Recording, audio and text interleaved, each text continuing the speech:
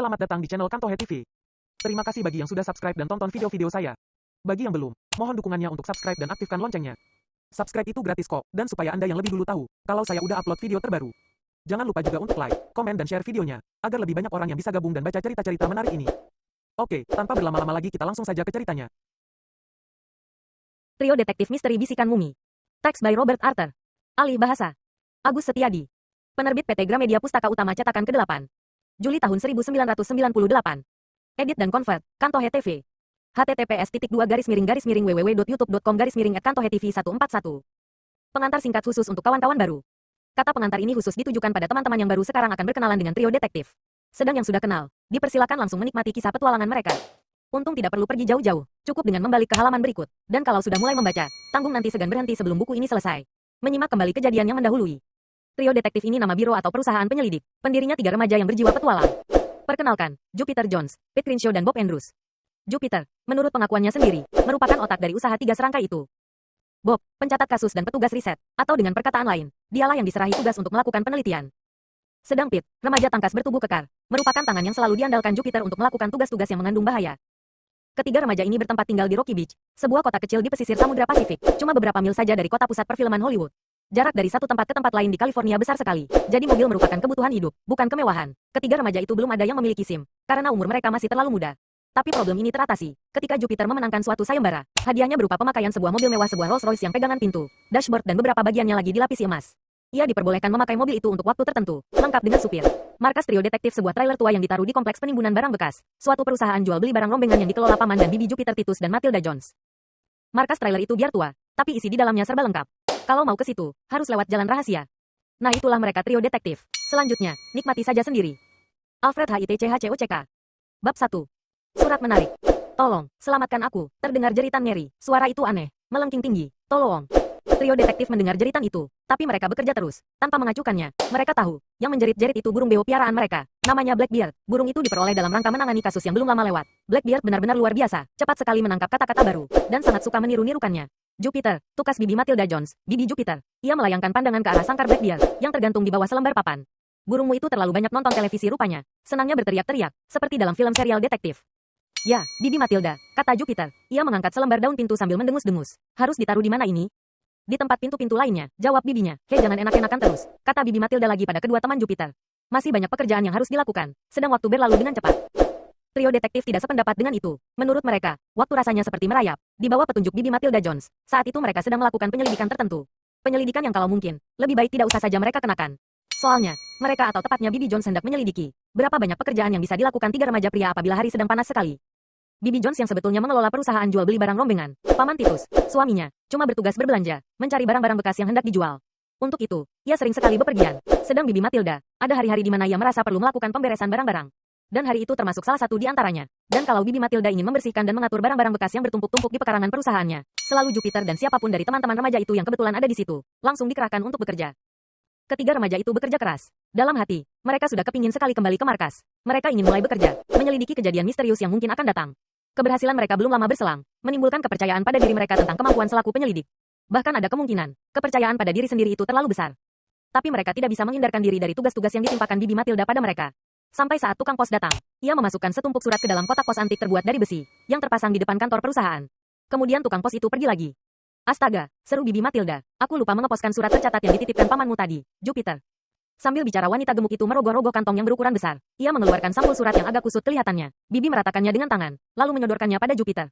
Kau pergi sekarang juga ke kantor pos untuk mengirimkannya sebagai surat tercatat, kata Bibi. Ini uangnya, usahakan agar bisa dikirim dengan pos pagi. Baiklah, Bibi Matilda, kata remaja bertubuh gempal itu. Sementara aku pergi, Pete dan Bob bisa menggantikan aku. Mereka selama ini mengeluh, katanya mereka kurang latihan jasmani. Sementara Bob dan Pete cuma bisa mengerutu. Jupiter bergegas menaiki sepedanya lalu meluncur menuju ke kota. Bibi Jones tertawa geli.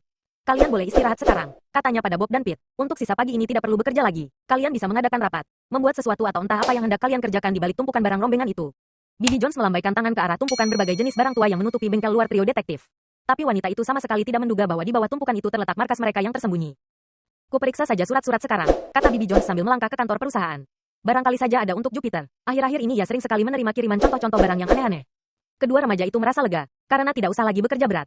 Mereka ikut dengan Bibi Jones ke depan. Wanita itu mengambil surat-surat, lalu meneliti satu persatu. Kartu pos dari suatu perusahaan pelelangan, katanya. Surat tagihan, cek pembayaran ke Teluap yang waktu itu. Diselipkannya sepucuk surat ke bawah ketiak, lalu meneruskan pemeriksaannya. Surat tagihan lagi, kartu pos dari saudaraku, Susan. Surat reklame, mengajak tinggal di Florida. Ia terkekeh-kekeh karena surat itu, lalu menggumam. Lagi sambil mengamat-amati sepucuk surat lagi, yang langsung dijepit di bawah ketiak. Beberapa pucuk surat dialamatkan pada Titus Jones. Mungkin isinya pertanyaan tentang barang-barang tertentu. Perusahaan jual beli barang bekas yang dikelola suami istri Jones tersohor namanya di mana-mana sebagai tempat yang tepat untuk memperoleh barang-barang aneh, atau yang sulit didapat. Misalnya saja, di situ dijual organ kuno yang masih utuh pipa-pipanya. Kadang-kadang Paman Titus malam-malam datang ke tempat alat musik itu disimpan, lalu memainkan lagu sendu Asleep in the Deep. Dan kalau Paman sudah asyik bermain, Hans dan Konrad pasti datang bergabung lalu melakukan kata-katanya. Melankolis sekali kedengarannya. Kedua orang itu abang adik pemuda asal Jerman pembantu Paman Titus. Tugas mereka menyupiri kedua truk milik perusahaan, dan menyelesaikan pekerjaan yang berat-berat. Bibi Jones selesai menyortir surat-surat. Ia menggelengkan kepala. Tidak, katanya, tidak ada untuk Jupiter. Ia berbalik, hendak masuk ke kantor, tapi langsung berpaling lagi. Dari sinar matanya yang berkilat-kilat lucu, Bob dan Pete langsung tahu bahwa Bibi Jones cuma hendak mengganggu mereka saja. Tapi ini ada dua surat, katanya. Dialamatkan pada trio detektif. Kalau tidak salah, itu kan klub kalian yang baru? Beberapa waktu yang lalu, ketika remaja itu sedang gemar-gemarnya memecahkan segala macam teka-teki, mereka lantas mendirikan klub teka-teki. Bukan klub itu yang merupakan teka-teki, tapi mereka bergabung di dalamnya untuk bersama-sama memecahkan teka-teki apapun juga. Dan karena minat itulah Jupiter mengikuti suatu sayembara. Sayembara itu disponsori Ren and Ride Auto Rental Company, sebuah perusahaan setempat yang usahanya menyewakan mobil. Dan hasil sayembara itu, Jupiter memenangkan sebuah mobil Rolls-Royce antik yang boleh dipakainya selama waktu tertentu. Lengkap dengan supir. Begitu mobil sudah tersedia, ketiga remaja itu lantas mendirikan perusahaan trio detektif. Maksud mereka, hendak menyelidiki setiap teka-teki aneh yang mereka temukan dalam kehidupan sehari-hari. Jadi bukan teka-teki dalam majalah lagi. Tapi dasar Bibi Jones agak linglung mengenai hal-hal yang tidak berhubungan dengan usahanya. Ia masih selalu mengira, perusahaan ketiga remaja itu suatu klub. Sudah dicoba untuk menjelaskan kekeliruan itu beberapa kali, tapi sia-sia saja jadi sekarang mereka membiarkan saja Bibi Matilda keliru sangka. Pete menerima kedua pucuk surat yang disodorkan sambil menahan rasa ingin tahunya. Sementara Bibi Jones masuk ke kantor perusahaan, kedua remaja itu langsung menuju ke markas mereka. Kita tunggu dulu sampai sudah berada di markas, baru kita lihat dari siapa surat-surat ini, kata Pete. Mungkin juga urusan bisnis. Betul, kata Bob setuju. Mulai sekarang aku bisa mengatur arsip surat menyurat kita. Selama ini sudah siap, cuma surat-surat yang belum datang. Keduanya melangkah di sela-sela tumpukan barang bekas, sampai di bengkel yang dibangun sendiri oleh Jupiter. Di situ ada mesin bor, mesin bubut, gergaji listrik, mesin cetak dan berbagai alat lain yang berguna. Barang-barang itu mulanya sudah merupakan barang rongsokan, tapi dipulihkan oleh Jupiter serta kedua rekannya itu, sehingga kini bisa dipakai lagi. Kompleks itu dikelilingi pagar papan yang tinggi. Di sisi sebelah dalam terpasang atap yang lebarnya hampir 2 meter, gunanya untuk menaungi barang-barang yang masih bermutu. Bengkel trio detektif juga dilindungi dengan atap itu, kecuali itu ada pula tudung dari plastik, yang dipakai untuk menutupi apabila kebetulan hujan. Tapi di California Selatan tidak sering hujan. Kedua remaja itu menggeserkan sesuatu, lalu menyusup ke dalam sebuah pipa dan merangkak-rangkak di dalamnya sejauh belasan meter. Akhirnya sampai di kolong trailer tersembunyi, yang merupakan markas besar. Trailer itu dihadiahkan oleh Paman Titus pada mereka. Setelah beberapa waktu barang itu tidak laku-laku juga dijual. Di dasar trailer ada tingkap, yang membuka ke atas. Bob dan Pete menyusup lewat tingkap itu. Mereka sampai di sebuah ruang kantor sempit. Di situ ada meja kantor yang agak hangus karena terbakar. Lalu lemari arsip, dan sebuah pesawat telepon. Di atas meja terletak pesawat radio model kuno.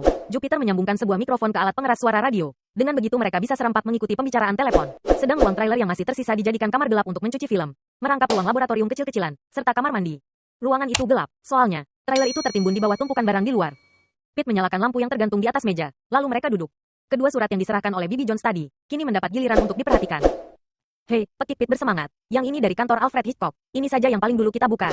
Bob langsung tertarik. Alfred Hitchcock menulis surat pada mereka, pasti menyangkut urusan bisnis. Karena Pak Hitchcock pernah berjanji, kalau ia mendengar ada kasus yang misterius dan rasanya perlu mereka selidiki, ia akan memberi kabar. Jangan, nanti saja, katanya, karena mungkin itu yang paling menarik.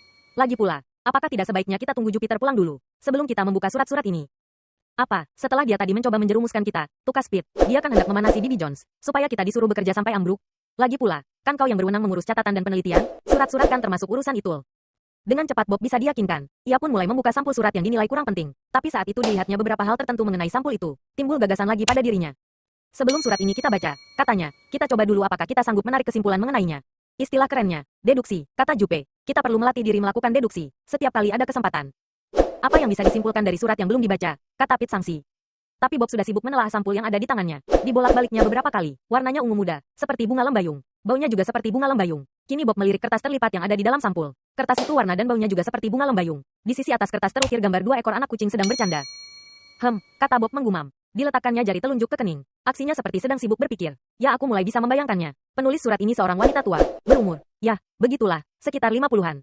Tubuhnya pendek dan agak gemuk. Dia mengecat rambutnya, dan kelihatannya suka ngomong. Masih ada lagi. Dia sangat sayang pada kucing. Wanita ini baik hati, tapi kadang-kadang ceroboh. Biasanya periang. Tapi sewaktu menulis surat ini hatinya sedang risau sekali karena sesuatu. Mata Pete membundar. Diikuti mulutnya yang membentuk huruf O. Duilah, katanya kemudian. Yang kau katakan itu, semuanya kau ketahui hanya dengan melihat sampul serta kertas surat itu saja. Tanpa membaca isinya? Jelas dong, Bob bersikap, seolah-olah itu soal biasa. Oh ya, aku lupa menambahkan, wanita ini sangat kaya, kemungkinannya aktif dalam berbagai kegiatan sosial. Pete merebut sampul yang masih berisi surat, lalu mengamat-amati dengan kening berkerut. Tapi kemudian nampak tumbuh pengertian. Gambar kedua kucing sebagai kepala surat menunjukkan kemungkinan dia suka pada kucing, kata Pete. Perangko robek sedikit pinggirnya karena diambil dengan terburu-buru. Juga ditempelkan agak miring. Ini indikasi, dia agak ceroboh. Tulisan pada suratnya mengarah ke atas. Ini sering merupakan tanda penulisnya periang. Tapi pada ujung surat, garis tulisannya menurun. Pertanda ia gelisah, atau sedih mengenai sesuatu. Itu dia jawabannya, kata Bob. Deduksi sebetulnya pekerjaan gampang, asal kita mau sungguh-sungguh melakukannya. Apalagi jika punya guru kayak Jupe, tambah Pete. Tapi aku ingin tahu, dari mana kau bisa menebak umur dan bentuk tubuhnya? Begitu pula bahwa ia suka ngomong, aktif dalam kegiatan sosial. Apalagi mengatakan wanita penulis surat ini mengecat rambutnya. Untuk membuat deduksi kayak begitu, orang harus jadi detektif ulung, Sherlock Holmes. Yah, kata Bob sambil nyengir. Alamat yang tertera di belakang sampul itu satu daerah di Santa Monica, di mana terdapat rumah-rumah mewah. Wanita yang tinggalnya di situ biasanya kaya, dan aktif dalam kegiatan-kegiatan sosial, karena di rumah sendiri tidak banyak kerja. Ibuku yang bilang begitu. Oke, baiklah, kata Pete. Ia masih penasaran, lalu bagaimana tentang umur dan bentuk badan? Begitu pula soal banyak omong serta rambut yang dicat? Lihatlah, kata Bob. Ia mempergunakan kertas ungu muda, warna bunga lembayung yang diberi wangi-wangian bunga lembayung. Tintanya hijau, yang suka berbuat begitu. Biasanya wanita yang sudah agak tua. Tapi terus terang saja, aku punya bibi Hilda. Ia kalau menulis surat, warnanya persis yang ini. Umurnya 50, orangnya kecil, cerewet dan mengecat rambutnya. Karena itu aku mengambil kesimpulan. Bob meneliti surat di tangannya untuk membaca tanda tangan yang tertera di sebelah bawah. Ibu Banfrey ini mungkin kayak dia juga. Pete tertawa, hebat. Walau bagian yang terakhir kau cuma main tebak saja, katanya. Sekarang kita lihat saja, apa isi surat ini. Lalu ia mulai membaca. Trio detektif yang budiman, simaknya. Kawan baik saya, Ibu Wagoner yang tinggal di Hollywood bercerita bahwa kalian berhasil menemukan kembali Bo Peep, burung nurinya yang hilang. Surat yang sedang dipegang Pete direbut oleh Bob. Rupanya Ibu Banfrey telah mendengar tentang petualangan mereka yang menarik, ketika sibuk menyelidiki misteri burung nuri gagap. Aku yang berwenang mengurus surat menyurat, kata Bob mengingatkan. Sewaktu masih kecil, ia pernah jatuh dari bukit. Karena itu kakinya memerlukan penopang. Untuk melakukan tugas aktif, geraknya kurang cekatan. Jadi ia diserahi tugas mengurus data, melakukan penelitian ilmiah, serta mencatat perkembangan penyelidikan mereka. Surat-surat merupakan urusanku, tambahnya. Setidak-tidaknya kalau Jupe tidak ada. Jadi aku yang harus membaca surat ini. Pete mengalah, walau sambil menggerutu. Sedang Bob langsung membaca dengan cepat. Ternyata persoalannya sederhana saja. Ibu Banfrey memelihara seekor kucing yang sangat disayangi olehnya. Seekor kucing Abyssinia, namanya Sphinx. Dan kini Sphinx sudah 1 minggu tidak pulang. Polisi tidak berhasil menemukannya kembali. Ibu Banfrey sudah memasang iklan dalam koran-koran setempat. Tapi hasilnya tetap nihil. Karena itu yakini ingin minta tolong pada trio detektif, yang telah berjasa mengembalikan burung nuri Ibu Wagoner yang hilang. Ia akan sangat berterima kasih apabila trio detektif mau menolong. Surat itu ditutup dengan ucapan, disertai salam akrab. Nyonya Mildred Banfrey. Kucing hilang, kata Pete merenung. Yah, setidak-tidaknya, ini kan juga tugas. Enteng dan tenang, tidak menegangkan saraf. Ku telepon saja dia sekarang, untuk mengatakan bahwa kita menerima penugasannya. Nanti dulu, Bob cepat-cepat memegang tangan Pete yang sudah meraih gagang telepon. Kita lihat dulu apa isi surat Pak Hitchcock. Ya, betul juga, kata Pete menyetujui. Sementara itu Bob sudah membuka sampul surat yang berbentuk persegi panjang. Dikeluarkannya selembar kertas surat yang nampak mahal. Di sebelah atasnya nampak terukir nama Alfred Hitchcock. Bob membacakan isi surat itu keras-keras. Tapi cuma kalimat yang pertama saja. Kemudian matanya saja yang melaju, menyusur baris demi baris. Ketika selesai membaca dalam hati, dipandangnya Pete dengan mata terbuka lebar. Wow, ucap Bob, nih baca saja sendiri, kalau aku yang cerita, kau toh takkan mau percaya dan mengatakan aku cuma mengada-ada. Rasa ingin tahu Pete semakin terangsang. Dibacanya isi surat itu cepat-cepat. Begitu selesai, dia yang berganti memandang Bob dengan mata terbelalak. Astaga, bisiknya kagum. Kemudian terlontar pertanyaan, yang pasti dianggap aneh oleh siapapun juga, yang tidak ikut membaca surat dari Alfred Hitchcock itu. Mumi yang sudah 3000 tahun umurnya, mana mungkin bisa berbisik, tanya Pete bingung. Bab 2. Mumi yang berbisik. Surat dari Alfred Hitchcock didasari kejadian-kejadian tertentu, yang aneh dan mengerikan. Sekitar 20 km dari Rocky Beach, di tengah daerah perbukitan di luar Hollywood ada sebuah ngarai sempit. Di kedua sisinya yang terjal bertengger beberapa rumah besar dan mewah, dikelilingi pepohonan dan semak belukar. Satu di antaranya, sebuah gedung tua bergaya arsitektur Spanyol. Pemilik gedung itu Profesor Robert Yarborough, ahli sejarah Mesir purba yang kenamaan. Olehnya, salah satu sisi gedung kediamannya itu dijadikan ruang museum pribadi. Sederetan pintu angin yang tinggi dan menyentuh lantai, menghadap ke teras berlapis batu ubin. Tapi semua pintu itu tertutup, menyebabkan ruangan museum di baliknya sore itu terasa panas dan pengap. Dekat pintu yang berjejer-jejer itu diletakkan beberapa patung, yang berasal dari makam-makam kuno Mesir. Satu di antaranya terbuat dari kayu dan menggambarkan Anubis, salah satu dewa dalam kepercayaan Mesir purba. Anubis bertubuh manusia, tapi berkepala ajak. Sinar matahari sore yang masuk ke dalam melemparkan bayangan kepala ajak itu ke lantai. Bayangan gelap dan menyeramkan. Ruangan itu penuh sesak dengan benda-benda kuno, yang semua berasal dari makam-makam kuno Mesir.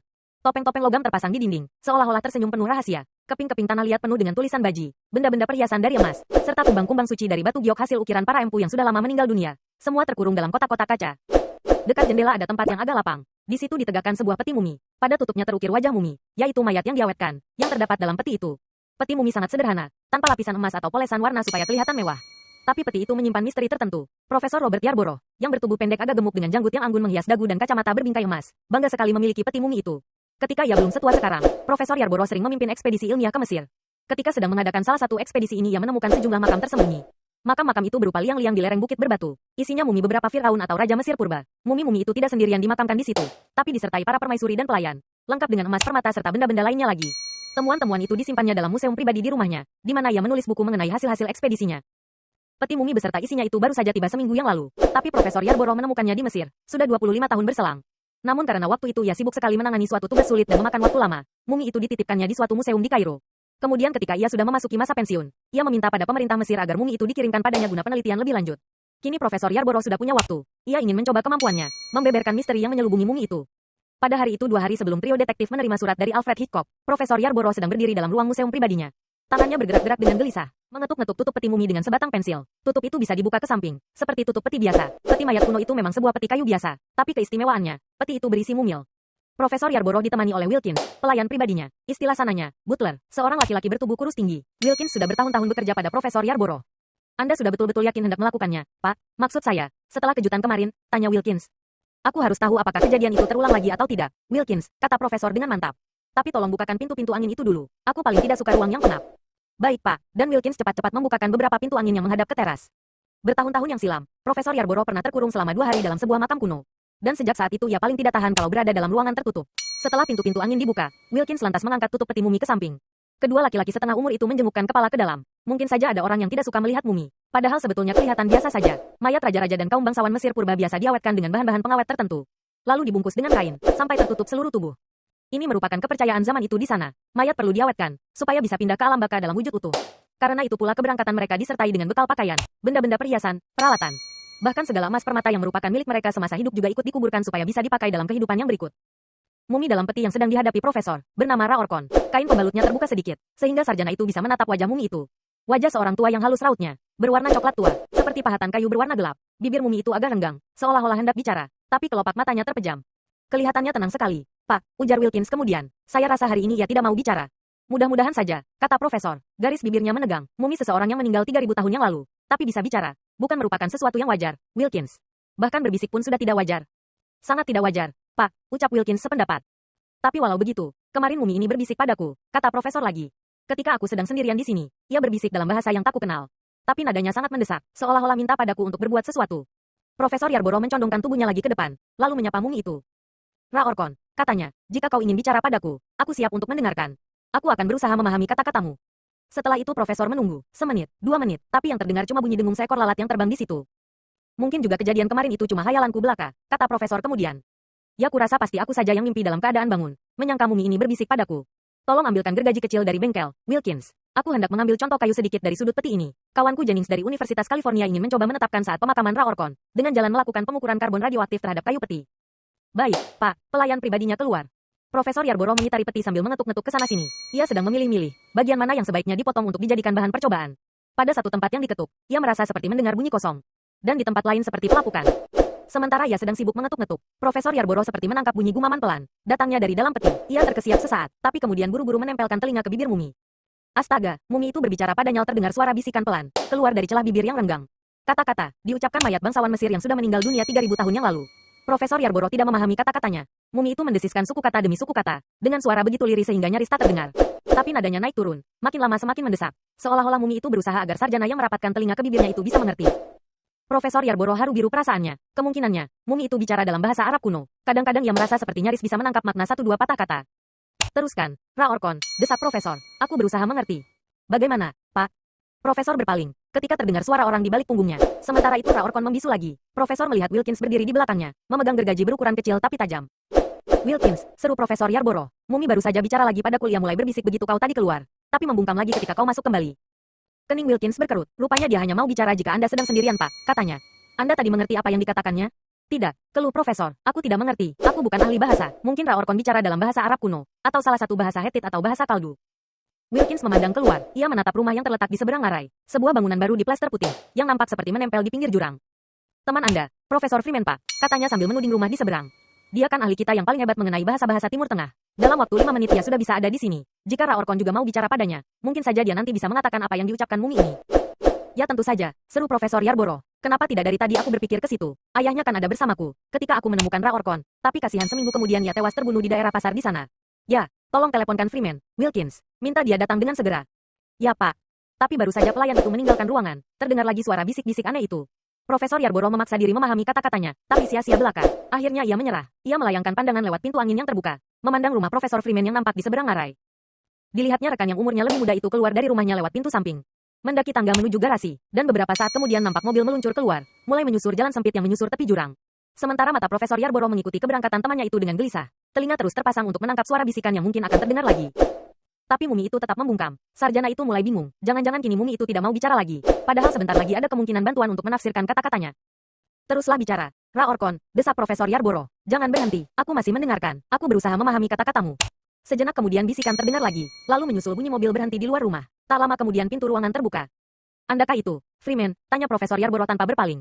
Ya, ada apa, Yarborough? Terdengar suara lembut dan ramah menjawab. Kemarilah dengan hati-hati, aku ingin Anda ikut mendengarkan sesuatu. Profesor Yarborough merasa orang yang baru datang itu berlutut di sisinya. Ra-Orkon, seru Yarborough. Terus, jangan berhenti bicara. Tapi mumi sudah bungkam lagi, sebungkam masa 3000 tahun sebelum ia dibawa ke ruangan itu. Aku kurang mengerti, kata Profesor Freeman, sementara rekannya yang lebih tua berpaling untuk menatapnya. Sarjana yang baru masuk itu tingginya biasa saja, berpotongan langsing, raut muka ramah, sedang rambutnya sudah mulai beruban di sana-sini. Aku mendapat kesan, seolah-olah Anda baru saja mendengarkan mumi ini bicara, sambungnya. Memang begitu, kata Yarborough. Dia berbisik padaku dalam bahasa yang tak kukenal. Aku tadi berharap Anda akan bisa menafsirkannya untukku. Tapi begitu Anda muncul, dia langsung berhenti. Atau, Profesor Yarborough tertegun, karena menyadari rekannya itu memandangnya dengan aneh. Anda tidak percaya, kan, kata Yarborough. Anda tidak percaya Ra-Orkon tadi berbisik padaku? Profesor Freeman mengusap-usap dagunya. Memang sukar dipercaya, katanya setelah beberapa saat. Tapi tentu saja, jika aku bisa mendengarnya sendiri. Kita coba saja, kata Yarborough. Ra-Orkon bicaralah lagi, kami akan berusaha memahami. Kedua sarjana itu menunggu, tapi mumi tetap membisu. Ah, percuma saja, desa Profesor Yarborough. Tapi sungguh, dia tadi berbisik-bisik. Rupanya dia hanya mau bicara jika aku seorang diri di sini. Aduh, padahal aku tadi sudah berharap-harap. Semoga Anda bisa mendengarnya lalu menafsirkan kata-katanya.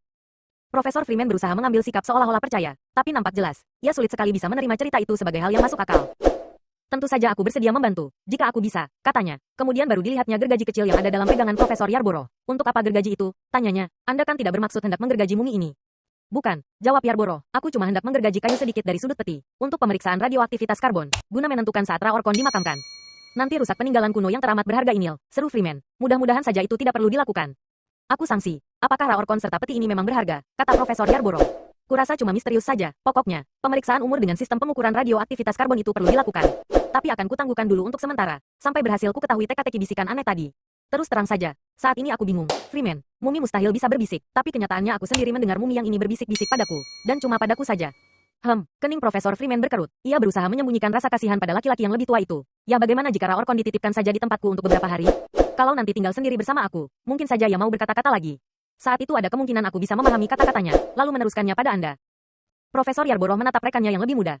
Terima kasih, Freeman, katanya dengan sikap tahu harga. Aku merasa, Anda cuma hendak menyenangkan perasaanku saja. Padahal Anda beranggapan, kesemuanya ini cuma hayalanku belaka. Ya mungkin saja memang begitu kenyataannya. Ra-Orkon akan kutahan di sini, sampai aku sendiri berhasil memastikan apakah kesemuanya benar-benar kualami. Atau cuma hasil hayalanku saja. Profesor Freeman mengangguk. Jika Anda ternyata berhasil menyuruh Ra-Orkon berbicara lagi, harap panggil aku dengan segera, katanya. Aku akan langsung kemari, tapi sekarang aku harus pergi lagi, karena ada rapat di universitas. Setelah rekan yang lebih muda itu pergi, Profesor Yarborough mengalihkan perhatiannya kembali pada Ra-Orkon. Ia menunggu, tapi mumi itu tetap membisu. Tak lama kemudian Wilkins masuk. Anda sudah mau makan sekarang, Pak? Ya, baiklah, jawab Profesor Yarborough. Dan harap ingat, Wilkins jangan cerita pada siapa-siapa tentang kejadian ini. Saya mengerti, Pak. Melihat sikap Freeman tadi, aku tahu apa yang akan dikatakan rekan-rekanku yang sarjana jika mereka mendengar bahwa aku mengatakan ada mumi berbisik-bisik padaku. Bayangkan, jika berita itu sampai masuk surat kabar bisa buyar nama baikku selaku ilmuwan. Memang betul, Pak, kata Wilkins sependapat. Tapi walau begitu, soal ini perlu kurundingkan dengan orang lain, kata Yarborough dengan bibir diruncingkan. Seseorang yang bukan ilmuwan, tapi tahu di dunia kita ini banyak terdapat hal-hal yang misterius. Ya aku tahu sekarang siapa, malam ini juga aku akan menelepon kawan lamaku, Alfred Hitchcock. Akan kuceritakan segala-galanya pada dia, setidak-tidaknya, dia takkan mencemoohkan. Ternyata Alfred Hitchcock memang tidak mencemoohkan. Sutradara kenamaan itu menulis surat pada trio detektif. Bab 3. Jupiter membaca pikiran. Mana mungkin mumi bisa berbisik, kata Pete, mengulangi pertanyaannya. Sedang Bob cuma bisa menggeleng saja. Mereka membaca surat Alfred Hitchcock sampai 2 kali. Kalau datangnya bukan dari sutradara terkenal itu, mereka pasti sudah menganggapnya lelucon belaka. Tapi Pak Hitchcock menegaskan, kawannya yang bernama Profesor Yarborough benar-benar bingung menghadapi teka-teki mumi yang bisa berbisik itu. Lalu Pak Hitchcock menanyakan, bersediakah trio detektif menangani kasus itu? Mumi mana bisa bicara? Sambung Pete sambil mengerutkan kening. Maksudku, mumi kan mumi, bukan manusia. Maksudku, dulunya memang manusia, tapi tidak. Sudah tidak bernyawa lagi. Setelah Bob menyelesaikan kalimat Pete, kau merasa tidak enak membayangkan mumi yang sudah mati. Ternyata ada yang bisa bicara. Terang saja aku merasa tidak enak, tukas Pete. Dipungutnya surat tadi, lalu dibacanya sekali lagi. Profesor Yarborough, bacanya, seorang tokoh Egyptolog. Ya, betul Egyptolog. Apa itu? Ahli sejarah Mesir purba, kata Bob menjelaskan. Oh, begitu, kata Pete. Tinggalnya di pinggir ngarai Hunter Canyon, dekat Hollywood. Punya museum pribadi di rumahnya. Di situ ada mumi yang suka berbisik-bisik padanya, dalam bahasa yang tidak dipahami olehnya. Profesor menjadi gugup karenanya. Ya tidak heran, aku yang cuma membaca kabar itu saja sudah ikut-ikut gugup. Aku tidak mau terlibat urusan mumi yang bisa bicara. Sekarang saja sudah sering kita menghadapi perkara yang aneh-aneh. Kita perlu menenangkan saraf sedikit. Lebih baik ke Santa Monica, dan membantu nyonya tua yang minta tolong dicarikan kucingnya yang hilang. Bob Andrews mengambil surat yang satu lagi, yang datang dari Ibu Banfrey. Kau tentunya bisa menebak, perkara mana yang akan dipilih Jupe, kata Bob. Ya, tentu saja, jawab Pete sambil cemberut. Begitu ia membaca surat Pak Hitchcock, pasti ia akan meminta Worthington datang dengan Rolls-Royce untuk mengantar kita ke tempat Profesor Yarborough. Tapi suara kita berdua lebih banyak dari dia sendiri, jadi lebih baik kita serempak mengusulkan agar lebih dulu menangani kasus kucing Abyssinia yang hilang. Jupe sulit dikalahkan suaranya, kata Bob. Ya, memang, jawab Pete dengan nada lesu. Kemana saja sih, anak itu, tanya Bob. Mestinya sekarang kan sudah kembali, coba kita lihat saja, usul Pete, angkat periskopel. Pete pergi ke pojok ruangan sempit itu, menghampiri sebuah tabung yang terdapat di situ. Kelihatannya seperti pipa pembuangan asap yang biasa. Ukuran garis tengahnya tidak seberapa besar. Pipa itu berdiri tegak lurus ke atas, menembus atap trailer. Ujung bawahnya menyiku. Di kiri kanannya mencuat ujung-ujung sebatang pipa kecil. Kelihatannya seperti tempat berpegang. Kesemuanya itu jika diperhatikan lebih teliti, mirip sekali dengan bagian bawah periskop kapal selam. Dugaan begitu tidak meleset, karena benda itu memang periskop. Jupiter yang membuatnya sendiri, minggu lalu. Markas besar trio detektif masih tetap merupakan tempat rahasia. Letaknya tersembunyi di bawah tumpukan berbagai jenis barang rombengan. Tapi letak tersembunyi itu ternyata ada ruginya. Orang lain tidak bisa melihat trailer itu. Memang betul, tapi begitu ketiga remaja itu sudah masuk ke dalam, mereka pun tidak bisa memandang keluar. Problem ini diselesaikan Jupiter. Dibuatnya sebuah periskop, seperti yang ada dalam kapal selam. Ia membuatnya dari pipa-pipa pembuang asap tungku pasak. Diperlengkapinya dengan cermin-cermin yang dipasang miring di sebelah dalamnya. Pipa itu menembus atap trailer, dekat lubang angin. Orang lain yang kebetulan melihatnya menonjol di luar, pasti mengira itu cuma pipa tungku biasa saja. Pete menjunjung periskop itu pelan-pelan ke atas, sampai ujung atasnya mencuat dari tumpukan barang rombengan. Kemudian ia mulai menggerakkan gagang, sehingga pipa itu terputar. Ia memutar terus, sambil mengamat-amati pemandangan di luar. Bibi Jones sedang menjual beberapa batang pipa pada seorang tukang, katanya melaporkan. Hans menumpukan kayu bekas di pojok. Nah itu dia Jupe, kini periskop tidak digerakkannya memutar lagi. Ia datang dari arah kota, sambil menuntun sepeda. Rupanya tadi mengalami kesulitan ya. Betul, bannya kempis. Mungkin bocor kenapaku, tebak Bob. Karena itu baru sekarang ia kembali. Bagaimana tampangnya, masam atau tidak? Tidak, ia tersenyum-senyum, sambil menempelkan radio transistor ke kuping, kata Pete sambil memperhatikan terus. Aneh, maksudku, Jupe kan paling benci kalau ada sesuatu yang tidak beres. Bahkan ban kempis saja sudah bisa membuat dia jengkel. Ia menilai kejadian begitu sebagai penghinaan terhadap kerapian kerjanya. Jupe senang sekali merencanakan dengan cermat, supaya kemudian segala-galanya bisa berjalan lancar. Jupe kalau disuruh merancang memang paling jago, kata Bob. Cuma satu keinginanku, alangkah baiknya kalau dia bisa ngomong tanpa memakai kata yang panjang-panjang. Kadang-kadang aku sampai kerepotan, hanya untuk mengerti saja. Siapa yang tidak kerepotan? Tukas Pete. Kini periskop digerakkannya sedikit, mengikuti pemandangan yang sedang diamati di luar. Sekarang Jupe masuk, lewat gerbang besar. Ia menyerahkan sesuatu pada bibinya. Bibi Jones menuding kemari sambil mengangguk. Rupanya bilang pada Jupe, kita ada di bengkel. Nah sekarang dia masuk ke kantor. Sambung Pete lagi. Ia menunggu beberapa saat. Kenapa begitu lama di situ? Ah itu dia muncul lagi. Yuk, kita mempermainkan Jupe, ajak Bob. Surat dari Pak Hitchcock ini kusembunyikan dalam kantong. Sedang yang dari Ibu Banfrey kita tunjukkan padanya. Biar timbul dulu semangatnya ingin menangani kasus itu. Kemudian baru kita tunjukkan surat mengenai Profesor Yarborough yang pusing menghadapi mumi berbisik. Lalu kita bilang, kasus itu tidak bisa kita tangani sebelum kucing Abyssinia kita temukan. Pete nyengir, aku dapat akal lain, kau tinggal ikut saja nanti. Kini giliranku mengadakan deduksi. Setelah itu mereka menunggu, terdengar bunyi trali besi tergeser ke samping. Rupanya Jupiter masuk lewat lorong 2, yaitu pipa besi besar yang merupakan jalan masuk utama ke markas besar. Dengan cepat Pete menurunkan periskop, lalu duduk menghadapi meja. Sementara itu terdengar bunyi orang merangkak-rangkak menyusur lorong 2, disusul ketukan tangan pada tingkap yang di lantai.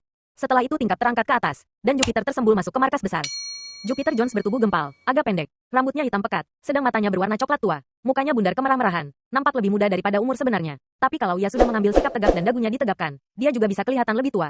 Jupiter juga bisa membiarkan sikap tubuhnya merosot. Kalau sudah begitu, tampangnya konyol sekali, kelihatan gendut dan goblok. Kemampuannya ini sudah sering mengecoh orang lain, yang langsung meremehkan. Aduh, katanya sambil mengembuskan napas, panas sekali di luar. Bukan saat yang baik untuk mengalami ban kempis, kata Pete. Jupiter menatap temannya itu. Dari mana kau tahu ban sepedaku kempis? Tanyanya. Pakai deduksi, dong, jawab Pete. Kami berdua tadi sibuk latihan deduksi, seperti yang kau katakan. Ya kan, Bob? Bob terangguk-angguk. Betul, kata teman itu. Jauh juga kau tadi mendorong sepeda, ya Jupe? Jupiter memandang mereka silih berganti dengan perasaan curiga. Ya, memang, jawabnya kemudian. Sekarang aku kepingin mendengar penjelasan. Bagaimana kalian sampai pada kesimpulan itu? Supaya aku bisa menilai perkembangan kemampuan benak masing-masing. Apa kami yang kau nilai? Tanya Pete bingung. Dia mau menilai jalan pikiran kita. Selabok, kau saja yang memberi penjelasan. Boleh saja, kata Pete. Perlihatkan tanganmu. Jupiter menyodorkan kedua belah tangannya ke depan. Nampak kotor. Pada satu telapak nampak kotoran. Kelihatannya seperti bekas memegang ban sepeda. Baiklah, lalu, tanya Jupiter. Lututmu yang sebelah kanan berdebu, sambung Pete. Rupanya kau tadi berlutut, untuk memeriksa sesuatu. Tanganmu kotor, dan pada satu telapaknya nampak bekas ban sepeda. Kesimpulanku, kau tadi berlutut untuk memeriksa ban sepeda. Itu berarti banmu kempis. Sepatumu juga berdebu, jadi kau agak jauh juga berjalan kaki. Gampang saja, Jupe. Deduksinya itu memang baik sekali. Kalau sebelumnya ia tidak tahu bahwa Jupiter ban sepedanya bocor. Jupiter nampak kagum. Bagus sekali, katanya. Kemampuan menarik kesimpulan yang begitu tidak boleh disia-siakan, hanya untuk mencari seekor kucing hilang. Apa katamu? Seru Pete dan Bob serempak. Kukatakan tadi, perkembangan yang sudah begitu maju dalam penalaran deduktif serta ilmu pertimbangan. Sayang jika disia-siakan untuk menyelidiki jejak seekor kucing Abyssinia yang menghilang dari tempat pemukimannya yang lazim, kata Jupiter. Ia sengaja memakai kata yang panjang-panjang, karena tahu Pete paling benci jika ia sudah begitu. Pada hakikatnya, penyelidik yang berkemampuan seperti kalian seharusnya menyelami perkara-perkara yang lebih besar, seperti... Jupiter diam sejenak, seperti sedang berpikir. Seperti misteri mumi berumur 3000 tahun yang membisikkan pesan-pesan aneh dalam bahasa tak dikenal pada pemiliknya. Dari mana kau tahu tentang mumi yang bisa berbisik? Tanya Pete tercengang. Nyaris saja ia berteriak. Sementara kalian tadi melatih diri dalam ilmu deduksi, kata Jupiter, aku berlatih membaca pikiran orang. Bob, dalam kantongmu ada surat di mana tertera alamat Profesor Yarborough. Aku tadi sudah menelepon, memesan pada Worthington supaya datang ke sini dengan mobil kita. 10 menit lagi kita sudah bisa berangkat ke tempat profesor itu, dan menawarkan bantuan kita untuk memecahkan teka-teki mumi yang katanya bisa berbisik itu. Pete dan Bob tidak sanggup mengatakan apa-apa lagi, keduanya cuma bisa memandang Jupiter sambil melongo.